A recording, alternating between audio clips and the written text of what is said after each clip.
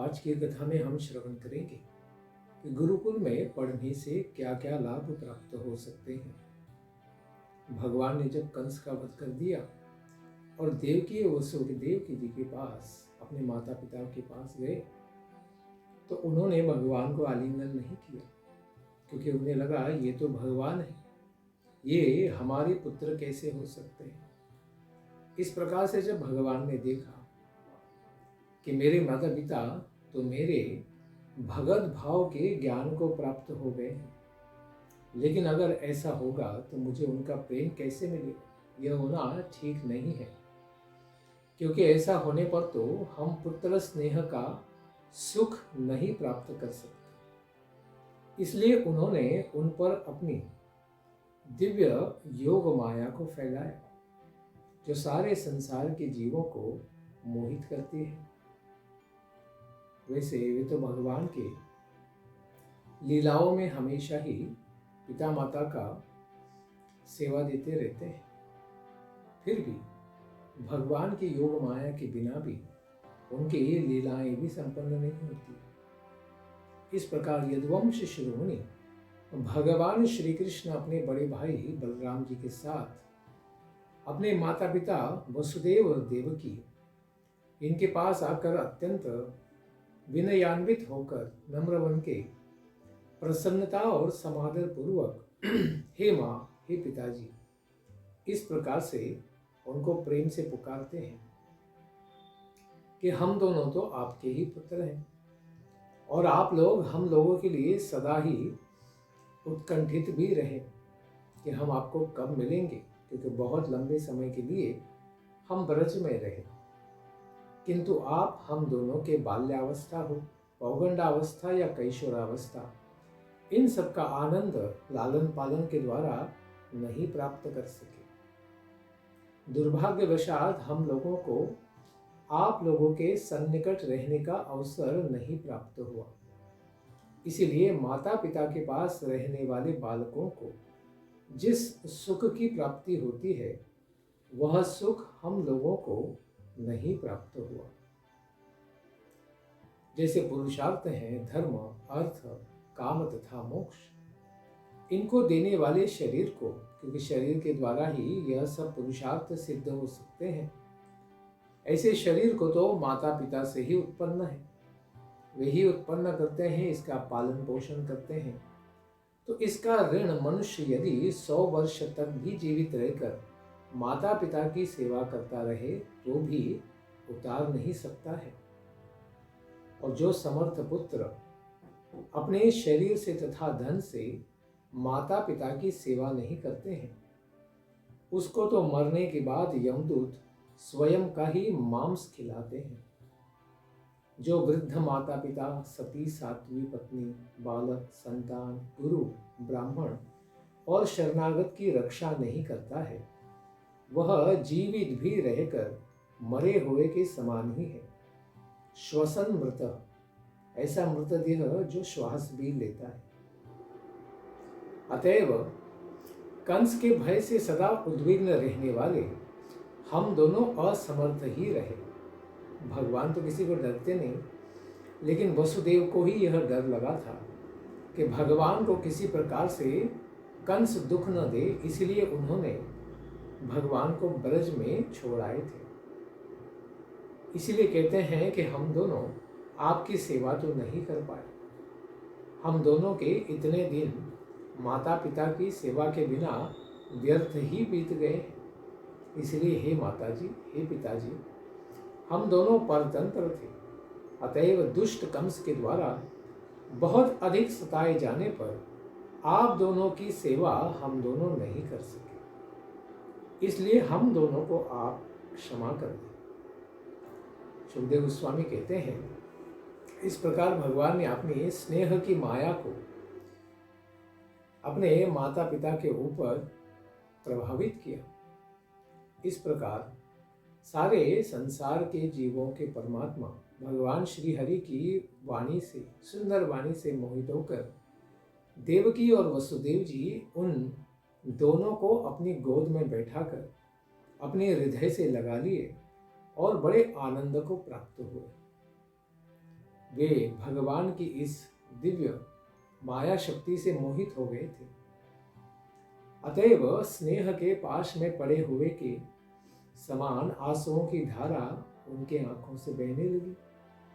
अपने पुत्र भगवान कृष्ण और बलराम जी को उन्होंने उन अश्रुओं से भिगो दिया।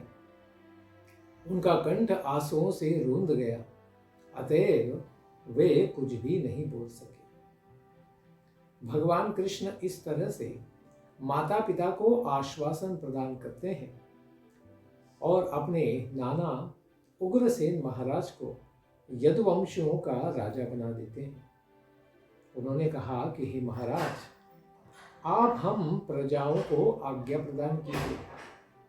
महाराज ययाति के शाप के कारण यदुवंशियों को राज सिंहासन पर नहीं बैठना चाहिए और हमारी भी ऐसी ही इच्छा है।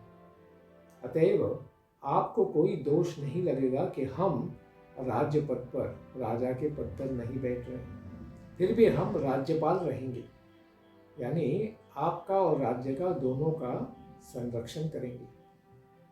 क्योंकि ययाति महाराज का यह शाप रहा था कि यदुओं के आगे आने वाले जो पुत्र होंगे वे भारतवर्ष में राज नहीं करेंगे, केवल कुरु के ही करेंगे। जब मैं आपका सेवक बनकर आपकी सेवा करता रहूंगा तो देवता आदि भी विनम्र होकर आपको उपहार प्रदान करेंगे।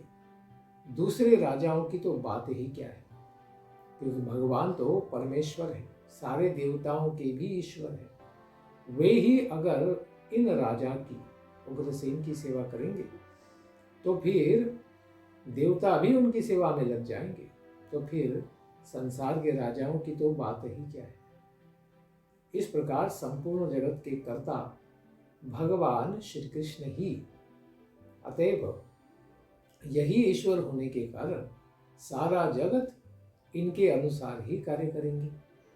अतएव वे कंस के भय से भयभीत यदुवंशी, वृष्णिवंशी, अंधक वंशी, मधुवंशी, दाशार्ह वंशी तथा कुकुर वंशी समस्त सजातीय बांधवों को बुलवाकर उन सबों को घर से बाहर रहने के कारण, बड़े अरसे से वे भी राज्य से बाहर थे, उन्हें बड़ा क्लेश हुआ था, उन सबों को भगवान ने सांत्वना प्रदान की और बहुत अधिक संपत्ति प्रदान करके उन सबके घर में उनको पुनः उन्होंने बसाया। अब सभी यदुवंशी भगवान कृष्ण और बलराम जी के बाहुबल से संरक्षित हो गए थे। उन सबों के सारे मनोरथ पूर्ण हो गए थे। वे सभी बड़े कृतकृत्य हो गए और अपने गृहों में ही आनंद पूर्वक विहार करने लगे।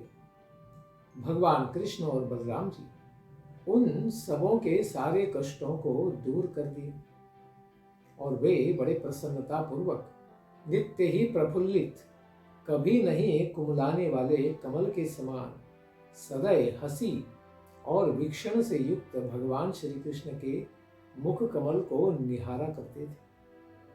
अपने नेत्रों से भगवान कृष्ण के मुख कमल के पराग रूपी अमृत कण बारंबार वे पान करते रहते। इसी के कारण वहां के वृद्ध भी जवानों के समान अत्यंत बलवान हो गए थे। उसके पश्चात भगवान कृष्ण और बलराम जी नंद बाबा के पास आते हैं और उनका आलिंगन करते हैं और बड़े प्रेम से कहते हैं कि हे पिताजी, आप और माता यशोदा ने हम दोनों को बड़े ही प्रेम से पाला है। यह भी सत्य है कि माता पिता की अपने पुत्रों पर अपने शरीर से भी अधिक प्रेम होता है। बच्चों के लिए अपने देह को भी त्यागने के लिए तैयार होते हैं। वस्तुतः वे ही माता पिता हैं जो अपने पुत्रों के पोषण और रक्षण में असमर्थ बांधवों द्वारा परित्याग कर दिए गए, जैसे हम बच्चों का पालन पोषण अपने पुत्रों के समान ही करते हैं। अप्रत्यक्ष रूप से भगवान कह रहे हैं, क्योंकि भगवान ने दोनों जगहों पर जन्म लिया था, वसुदेव जी के यहाँ मथुरा में और नंद बाबा के यहाँ गोकुल में। इसीलिए दोनों के पुत्र हैं। लेकिन जैसे गर्गाचार्य ने कहा कि पूर्व में ये कभी वसुदेव के भी पुत्र रहे हैं, इसीलिए अभी वसुदेव के भी पुत्र हैं। इस प्रकार से मानो कह रहे हैं कि हे पिताजी, आप अभी व्रज में चले जाइए और वहां के लोगों का कल्याण कीजिए। यहाँ क्या क्या हुआ, कंस मामा का उद्धार कैसे हो गया, इसके बारे में सबको बताइए और सबको जो दुखदायक स्थिति थी उससे बाहर आने का उत्सव मनाइए। हम लोग भी अपने हितैषियों को सुख प्रदान करके स्नेह के कारण दुखी आप सब सजातियों को देखने के लिए अवश्य ही ब्रज में आएंगे। इस प्रकार से उन्होंने उनको आश्वस्त किया। भगवान श्री कृष्ण बाबा नंद को तथा ब्रजवासियों को सबको सांत्वना प्रदान करते हैं। बड़े आदर सत्कार पूर्वक उनको वस्त्र, अलंकार और धातु के बर्तन इत्यादि प्रदान करते हैं। भगवान कृष्ण के इस तरह कहे जाने पर नंद बाबा भगवान कृष्ण और बलराम जी को प्रेम पूर्वक गले लगा लेते हैं और इस प्रेम के कारण ही नेत्रों से झरझर अश्रु बहते हैं और सब गोपों के साथ फिर वे चकड़ों पर बैठकर ब्रज में चले जाते हैं। इसके पश्चात वसुदेव जी अपने पुरोहित गर्गाचार्य तथा ब्राह्मणों के द्वारा अपने दोनों पुत्रों का द्विजोचित संस्कार विधि पूर्वक कराते हैं, क्योंकि वे नामकरण के लिए तो ब्रज में गए थे, लेकिन आगे के भी संस्कार होने चाहिए, इसलिए उनको द्विजोचित संस्कार यहाँ पर भी कराया गया और उनको अच्छी तरह से अलंकृत करते हुए ब्राह्मणों को सत्कार पूर्वक स्वर्ण की मालाएं पहनाई गई।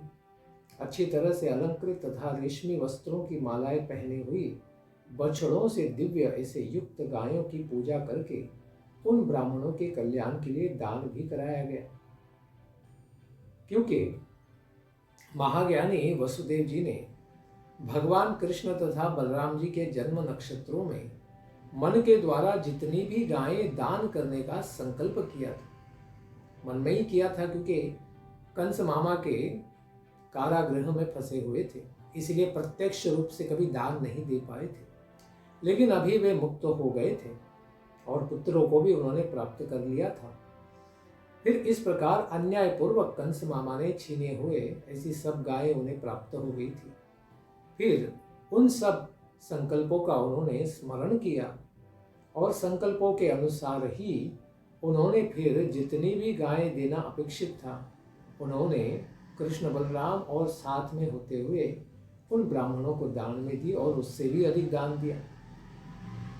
उसके पश्चात यदुकुल के आचार्य गर्ग महर्षि इनसे उपनयन संस्कार प्राप्त करके सुंदर व्रत वाले भगवान कृष्ण और बलराम जी ब्रह्मचर्य व्रत को धारण करते हैं, क्योंकि वैसे तो 5 वर्ष के बाद 5 से 10 तक उनका जनेऊ संस्कार होना चाहिए, ब्रह्मचर्य व्रत का उन्होंने पालन करना चाहिए और फिर गुरुकुल में जाना चाहिए, यह वैदिक पद्धति थी। लेकिन ये दोनों थोड़े से उसमें विलंब हो गया, क्योंकि ब्रज में थे और अभी कंस की मृत्यु हो गई, भगवान 11 वर्ष के हो चुके थे। इस प्रकार कृष्ण और बलराम जो जगत के दोनों स्वामी हैं, सर्वज्ञ हैं, सभी विद्याओं के वे तो उत्पत्ति स्थान है। जन्माद्यस्य यतो अन्वयाद इतरश्च चार्थेष्वभिघ्नस्वराट्, सब कुछ तो भगवान से ही आया है, इसलिए निर्मल ज्ञान तो स्वयं ही सिद्ध है उनके हृदय में। फिर भी वे, क्योंकि यहाँ मनुष्यों को लीला के द्वारा मर्त्यानाम मर्त्य शिक्षण, सारे मर्त्य जीवों को शिक्षा देने के लिए आए हैं, इसलिए लीला करते हुए मानो उन्होंने अपने ज्ञान को छुपा के रखा था। उसके पश्चात फिर आचार्य गर्ग और वसुदेव देव की सबने सोचा कि इनकी पढ़ाई तो हुई नहीं, क्योंकि ब्रज में कोई पाठशाला भी नहीं थी, गुरुकुल भी नहीं था, इस प्रकार से कोई व्यवस्था नहीं थी, ये तो बस गाय चराते रहे। तो इस प्रकार से यह राजा बनने के लायक हों, इसलिए गुरुकुल में जाके इन्हें निवास करना चाहिए। तो उन्होंने सोचा कि कौन से गुरु के पास भेजें। काशी के बड़े प्रसिद्ध मुनि थे सांदीपनी मुनि, यह आचार्य उज्जैन में गुरुकुल चलाते थे। उन्हीं के पास कृष्ण और बलराम को भेजा जाए। इस प्रकार से गर्गाचार्य और वसुदेव जी ने विचार किया। फिर जितेंद्रिय दोनों भगवान कृष्ण और बलराम, इनको विधि पूर्वक अपने गुरु के पास निवास करने के लिए भेजा गया। वहां पर जाकर गुरु आचार्य इनकी सेवा किस प्रकार से करनी चाहिए, इसका आदर्श उन्होंने उपस्थित किया। वे बड़े ही भक्तिभाव और श्रद्धा से गुरुवर की सेवा करते थे। इससे सारे बालकों में नम्रता का भाव आता है और बड़ों के प्रति आज्ञाकारिता का भी भाव आता है। वे आचार्य को देवता के समान ही पूजन करते थे और सेवा करते थे। उन दोनों की शुद्ध वृत्ति से युक्त सेवा से बड़े प्रसन्न गुरुजी सांदीपनि मुनि ने उनको सारे वेद, वेदांग और उपनिषदों के साथ संपूर्ण वेदों का उपदेश किया। मंत्र तथा देवताओं के ज्ञान के साथ धनुर्वेद, मनुस्मृति इत्यादि धर्मशास्त्रों का भी ज्ञान दिया। मीमांसा आदि के भी तथ्य समझाए। तर्क विद्या यानी न्याय शास्त्र भी सिखाया। इस प्रकार से 6 अंग जो है, इस प्रकार से विद्या यानी 6 प्रकार की राजनीति का भी उपदेश दिया और 6 प्रकार की जो मीमांसाएं हैं उनके बारे में भी बताया। संधि करना, विग्रह करना, यान करना, आसन करना, द्वैत करना और आश्रय, इस प्रकार से 6 प्रकार की राजनीति भी उनको सिखाई। और मीमांसा आदि धर्मशास्त्र, न्याय के साथ आन्वीक्षिकी और तर्कशास्त्र से युक्त इस प्रकार के वेदांग भी सिखाए। सभी विद्याओं के भगवान ही प्रवर्तक हैं, लेकिन मनुष्यों में अत्यंत श्रेष्ठ इस प्रकार से मानदंड स्थापित करते हैं और सभी विद्याओं को केवल एक बार ही उच्चारण करने मात्र से और कभी कभी केवल श्रवण करने मात्र से उन्होंने सारे मानव ज्ञान को पुनः प्राप्त कर लिया। ऐसे सदा ही संयत रहने वाले भगवान कृष्ण ने 64 दिन और रातों में यानी केवल 2 महीने में 64 कलाओं का भी ज्ञान पूरी तरह प्राप्त कर लिया। कौन कौन सी ये 64 कलाएं हैं जो गुरुकुल में पढ़ाई जाती थी, जिसके द्वारा व्यक्ति पूरी तरह ज्ञान संपन्न होता था और अत्यंत तेजस्वी पुरुषार्थ करने में सिद्ध होता था, जो आज की आसुरिक शिक्षा प्रणाली में बिल्कुल नहीं है। इसीलिए आज के बालक केवल गधे की तरह जीवन यापन करते हैं, या फिर आचार्यों के शब्दों में वे केवल बच्चों के कसाई खाने हैं। तो कौन कौन सी 64 कलाओं को भगवान ने सीखा? उन कलाओं का नाम शैव तंत्र में दिया गया है। वे हैं गीत गाना, वाद्य बजाना, नृत्य करना, नाट्य संपादन करना, चित्रकारी करना, बेल बूटे बनाना, चावल और पुष्प आदि से पूजा के उपहारों को बनाना, फूलों की सेज बनाना, दांत, वस्त्र और अंगों को रंगना, मणियों का फर्श बनाना, शैया बनाना, जल को बांध देना, विचित्र सिद्धियां दिखलाना, हार माला आदि बनाना, कान और चोटी के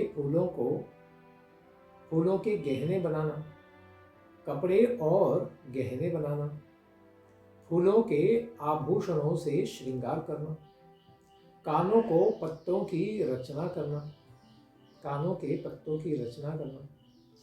सुगंधित वस्तुएं इत्र आदि को बनाना, इंद्रजाल यानी जादू करना, अपने मनोनुकूल वेश धारण कर लेना, हाथ की फुर्ती के काम करना, तरह तरह की खेलने की वस्तुएं बना देना, तरह तरह के पीने के पदार्थ बनाना, सुई का काम करना, भरजरी का, कठपुतली बनाना और उनको नचाना, पहेलियां बनाना और सुलझाना, प्रतिमा आदि बनाना, मूर्तियां बनाना, कूटनीति, ग्रंथों को पढ़ाने की चातुरी, नाटक आख्यायिका आदि की रचना करना, समस्या पूर्ति करना, पट्टी बाण और बेंत आदि बनाना, गलीचे दरी आदि बनाना, बढ़ई की कारीगरी करना, गृह आदि बनाने की कारीगरी करना, सोने चांदी आदि धातु तथा हीरे पन्ने आदि रत्नों की परीक्षा करना कि कौन से सही है कौन से बनावटी है, सोना चांदी बना लेना, मनों के रंग को पहचानना, खानों की पहचान करना, वृक्षों की चिकित्सा करना, भेड़ा मुर्गा और बटेर आदि की लड़ाई करने की कला, तोता मैना आदि की बोलियां जान लेना, सारे पशु पक्षी की बोली जानना, उच्चाटन की विधि, केशों की सफाई का कौशल, मुट्ठी की चीज या मन की बात बताना,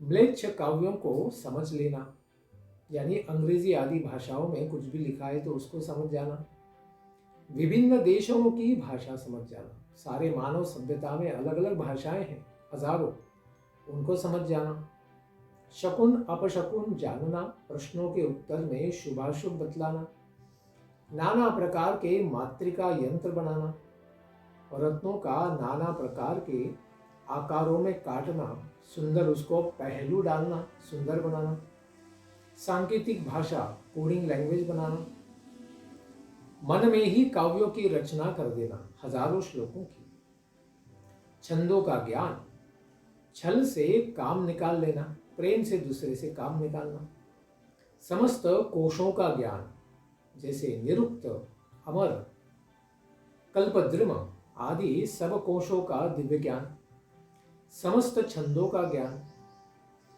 वस्त्रों को छिपाने की या बदलने की विद्या जो नाटक में आवश्यक होती है, एक ही क्षण में कपड़े बदल देना, द्यूत क्रीड़ा, दूर के मनुष्य या वस्तुओं को आकर्षण करना, लॉ ऑफ अट्रैक्शन इसको कहते हैं आजकल, बालकों के खेल खेलना, मंत्र विद्या, सारे मंत्रों को कैसे सिद्ध किया जाए उसके बारे में, विजय प्राप्त करने वाली विजय विद्या, वेताल आदि भूतों को वेश में रखने की विद्या, इन प्रकार से 64 कलाएं भगवान ने 64 दिन और रात में सिर्फ सीखी नहीं, उनके ऊपर संपूर्ण रूप से दिव्य ज्ञान संपादन यानी साक्षात्कार कर लिया सबका। सांदीपनी मुनि भगवान श्री कृष्ण की इस प्रकार से दिव्य उपलब्धि को देखकर कि इतने कम समय में इन दोनों ने सब कुछ सीख लिया, बड़े आश्चर्यचकित रहे। इस प्रकार सारी विद्याओं को प्राप्त करने के पश्चात केवल 64 दिन ही में सारा ज्ञान उन्होंने गुरु से प्राप्त कर लिया। ऐसे संसार में दूसरे कोई नहीं हुए। फिर उन्होंने सांदीपनी मुनि से प्रार्थना की कि हे मुनिवर, आपको हम गुरु दक्षिणा देना चाहते हैं, जितना दिव्य ज्ञान आपने दिया है उसके बदले में हम आपकी क्या सेवा कर सकते हैं, कृपा करके बताइए। तो सांदीपनी मुनि ने कहा कि अरे कृष्ण और बलराम तो बहुत ही अद्भुत महिमा से संपन्न है, इसलिए साधारण मनुष्य की तरह इनसे कुछ छोटी मोटी चीज नहीं मांगनी चाहिए, इनकी परीक्षा भी की जाए और कुछ अच्छा भी प्राप्त किया जाए। इस प्रकार उन्होंने सोचा और पत्नी से बात की कि क्या मांगना चाहिए। तो उन्होंने कहा कि प्रभास क्षेत्र में महार्णव महासागर में डूबकर उनका एक बार पुत्र इसकी मृत्यु हो गई थी, क्या तुम दोनों उसे वापस ला सकते हो? सीधा मृत्यु पर विजय की ही बात कर दी, क्योंकि उन्हें पता था ये कृष्ण बलराम साक्षात भगवान है, इनके लिए असंभव कुछ भी नहीं है। इसलिए उन्होंने इस प्रकार से उनसे कहा। तो कृष्ण बलराम भी व्यथित या आश्चर्यचकित नहीं हुए, उन्होंने भी कहा बहुत अच्छा। वे दोनों अत्यंत पराक्रम संपन्न महारथी थे। गुरु जी की आज्ञा स्वीकार करके रथ पर चढ़कर तुरंत प्रभास क्षेत्र में वे चले गए और समुद्र तट पर जाकर क्षण भर बैठकर उन्होंने ध्यान किया। उन दोनों को परमेश्वर जानकर तुरंत समुद्र देवता वहां पर आकर उनकी पूजा करते हैं। भगवान राम को तो बाण दिखाकर समुद्र को डराना पड़ा था, लेकिन यहाँ पर कृष्ण बलराम केवल समुद्र के पास जाकर केवल ध्यान किए 2 क्षण के लिए, तुरंत समुद्र देवता स्वयं सामने आ गए। भगवान ने समुद्र देवता से कहा कि तुम यहाँ पर अपनी विशाल तरंगों में जिस बालक को बहाकर ले गए थे, उस ब्राह्मण कुमार को तुरंत शीघ्रता से तुम लाकर दे दो। तो मनुष्य का वेश बनाए हुए समुद्र देवता ने कहा कि हे देवदेव, मैंने उस बालक का अपहरण नहीं किया है। मेरे जल के भीतर रहने वाला एक शंखासुर है, शंख के अंदर छुप के बैठा है। उसी दैत्य की जाति का यह पंचजन नामक एक महान असुर है, उसी ने उस बालक का हरण किया है। उसी शंख के अंदर इसी समुद्र में निवास करता है। निश्चित रूप से वही हरण करता है। यह सुनकर भगवान ने कहा, शीघ्र ही इसका समाचार लेते हैं। तुरंत वे जल में प्रवेश करते हैं और वहां पर जाकर वह पंचजन नामक असुर को ढूंढ निकालते हैं, जो शंख के अंदर बैठकर छुप के बैठा था। भगवान तुरंत ही उसको पिटाई करके मार देते हैं और उसके पेट को फाड़ देते हैं। उनको लगा बालक इसके पेट में होगा। तो फिर पेट फाड़ने के बाद पता चलता है कि पंचजन नामक असुर के पेट में बालक नहीं मिला, यानी उसकी मृत्यु हो चुकी थी। इस प्रकार सोचते हुए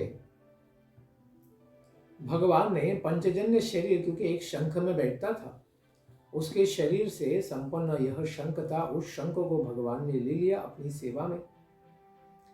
वैसे तो पंचजन्य भगवान का शाश्वत शंख है, लेकिन लीला में भगवान ने यह शंख पृथ्वी पर भेजा और इसी में ये पंचजन्य नामक रासुर निवास करता था। उसी को, शंख को भगवान ने पुनः प्राप्त कर लिया और वापस रथ पर चले आए बलराम जी के साथ। इसके पश्चात यमराज जी, क्योंकि बालक तो मर गया था, इसलिए यमराज जी को अत्यंत प्रिय उनकी जो राजधानी है संयमनी नामक नगरी, उसमें भगवान बलराम जी के साथ भगवान आ जाते अपने रथ पर और आने के पश्चात द्वार पर ही, उस नगरी के द्वार पर आकर उस पांचजन्य शंख को, जो सारे संसार को स्तंभित कर देता है, उसको उन्होंने बजाया।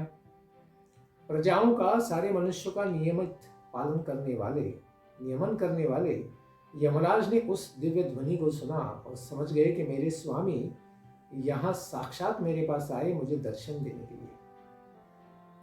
श्री कृष्ण और बलराम जी को तुरंत वहां पर आकर आगवानी करते हैं और बड़े प्रेम के साथ उनकी पूजा करते हैं।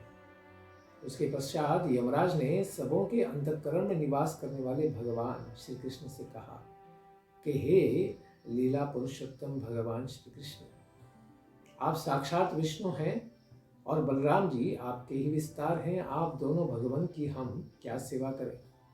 भगवान ने कहा, यमराज, तुम्हारा कल्याण हो, भद्रम ते। अपने कर्मों के बंधन के अनुसार मेरे गुरु सांदीपनि मुनि का पुत्र शायद यहाँ पर लाया गया है। तुम मेरी आज्ञा को स्वीकार करो और उसे वापस लाओ। तो तुरंत तथेति तथाइति, इस प्रकार से तथास्तु कह दिया। बहुत अच्छा।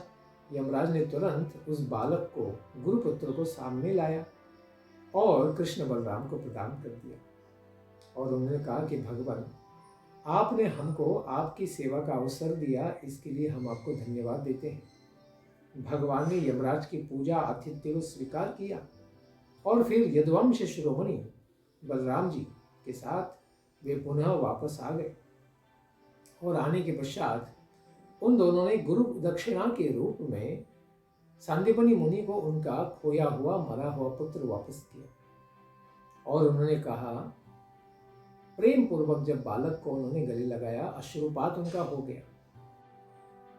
सांदीपनि मुनि कहते हैं कि संसार में अगर गुरु को आपके जैसे भगवान पुरुषोत्तम ही अगर शिष्य के रूप में प्राप्त हो जाए, ऐसे गुरु को, मुझ जैसे व्यक्ति को और संसार में दूसरी कौन सी कामना अतृप्त रह जाएगी। मुझे और कुछ भी नहीं चाहिए। हे वीरों, अब तुम बड़े सुखपूर्वक मथुरा नगरी जाओ और सारे लोगों का और लोगों का आप कल्याण करो, क्योंकि तीनों लोगों को पवित्र करने के लिए आप दोनों की यहाँ पर आविर्भाव अवतरण हुआ है। तो सारे संसार को पवित्र करने वाले कीर्ति संपन्न इसी प्रकार से तुम दोनों स्थित रहो, संसार का और हम सबका कल्याण करो।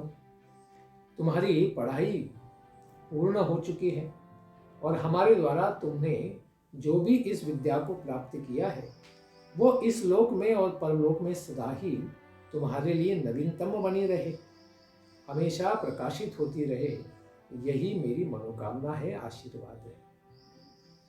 अपने गुरु महाराज सांदीपनी मुनि की इस प्रकार से आज्ञा प्राप्त करके भगवान कृष्ण और बलराम जी वायु के समान वेग वाले तथा मेघ के समान ध्वनि करने वाले उस दिव्य रथ पर आरूढ़ होकर पुनः अपनी मथुरा नगरी में आ गए। इतना फास्टेस्ट क्रैश कोर्स गुरुकुल का केवल भगवान का ही हो सकता है। सामान्य व्यक्ति को तो कम से कम 12 वर्ष या 24 वर्ष यानी 1 तप या 2 तप कम से कम ब्रह्मचर्य का पालन करते हुए गुरुजनों आचार्यों के पास रहकर सारे वेद वेदांग पुराण उपनिषद गीता इनका अध्ययन करके साक्षात्कार प्राप्त करना चाहिए, यह अपेक्षित था। यही व्यवस्था को हम पुनः धारण करें तो आने वाला स्वर्ण युग, यह 2030 के बाद तो ऐसे भी आने वाला है, लेकिन उसके पहले भी हम इसका लाभ ले सकते हैं इन दिव्य शास्त्रों को श्रवण करने से और पालन करने से, भगवान के दिव्य नामों का उच्चारण करते हुए गीता और भागवत को समझने से। इस प्रकार भगवान कृष्ण और बलराम जी को काफी दिन 64 दिन माता पिता देख नहीं पाए थे, इसीलिए थोड़े दुखी हो गए थे प्रजाजनों के साथ। लेकिन भगवान जब पुनः वापस आ गए मथुरा नगरी में, सभी आनंद मग्न हो गए, जैसे मानो खोया हुआ धन ही पुनः प्राप्त हो गया हो, और भगवान के साक्षात्कार से सब लोग प्रसन्न हो गए। इसके पश्चात की लीला को हम श्रवण करेंगे आने वाली सत्र में। धन्यवाद। हरे कृष्ण। ग्रंथराज श्रीमद् भागवतम की जय, कृष्ण बलराम की जय, मथुरापुरी की जय, सांदीपनी मुनि की जय, गुरुकुल शिक्षा प्रणाली की जय। निताय गौर प्रेमानंदे हरि हरि बोल। जय जय श्री राधेश्याम, जय जय श्री वृंदावन धाम।